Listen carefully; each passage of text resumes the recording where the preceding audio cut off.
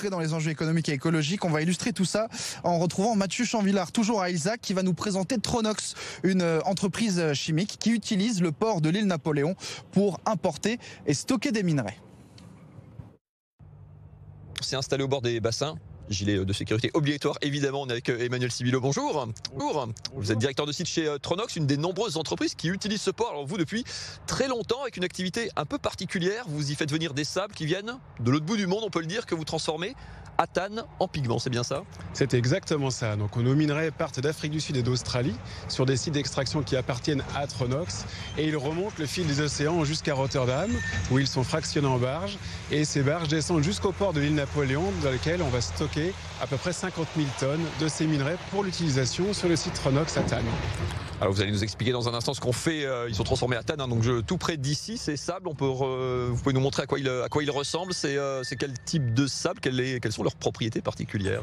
Alors voici un exemple de minerai qui est utilisé sur le site Tronox de Tannes. Oui, c'est une espèce de sable noir qui est extrait dans nos mines, donc en Afrique du Sud et en Australie, et qui contiennent une certaine quantité de titane. Ces mines sont acheminées jusqu'à l'usine et la chimie, quelque part, la magie de la chimie s'opère parce que nos produits finis sont blancs alors qu'on démarre avec des sables noirs. Nos produits finis, c'est donc un pigment blanc.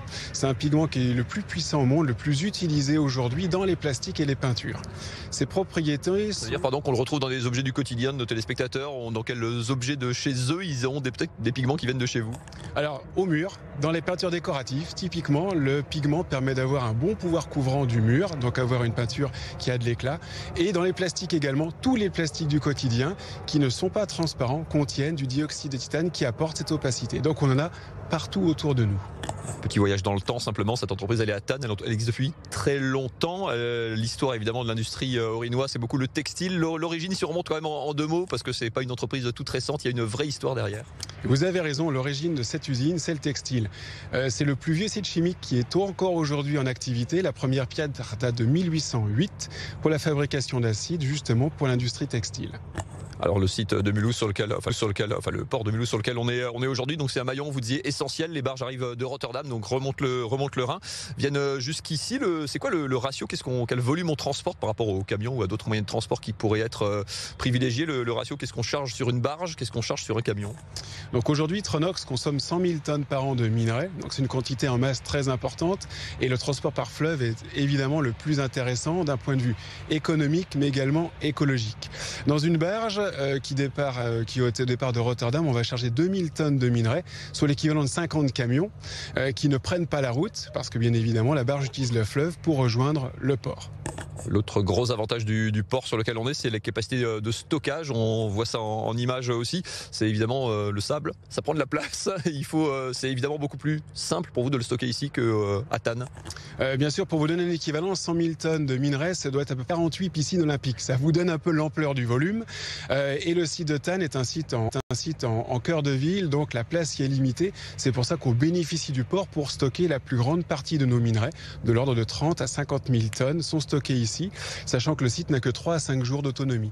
Donc des camions, des transferts sont organisés depuis le port du lundi au vendredi pour alimenter l'usine. C'est clairement un point fort pour nous. Sur un port comme celui-ci, on a des liens avec, il faut dialoguer avec d'autres entreprises, avec les autorités entre guillemets du port pour faire évoluer ce site. Enfin, on se projette évidemment sur l'avenir aussi.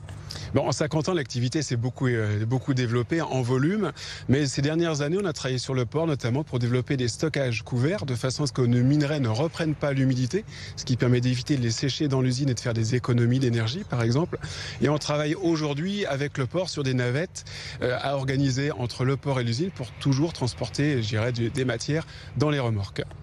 Pour dire un mot comme de conclusion, le transport par la mer, par le fleuve, ça a des siècles, ça a des millénaires. Ça pourrait avoir une image vieillotte. Au contraire, c'est un outil complètement moderne. Tout à fait. Il est évolutif, il est flexible et en plus, en termes d'empreinte carbone, il est bien plus optimisé que le transport routier, ce qui permet justement d'être économique et vertueux à la fois. Et on va montrer qu'avant de se quitter, Emmanuel Sibilo, le sable que vous allez transformer, je vais vous le tenir celui-ci, le produit fini du coup, effectivement, la magie de la chimie dont vous parliez, on obtient un produit parfaitement blanc. On va pas l'ouvrir parce qu'il est juste, il n'est pas dangereux du tout, mais il est très volatile. Il est très pulvérulent, c'est un peu comme de la farine, en termes d'analogie par rapport aux cuisiniers. On risque de finir dans un nuage de fumée, ce qui ferait une belle image de fin, mais Romain, on va quand même rester propre sur nous. Merci beaucoup, Emmanuel Sibilo.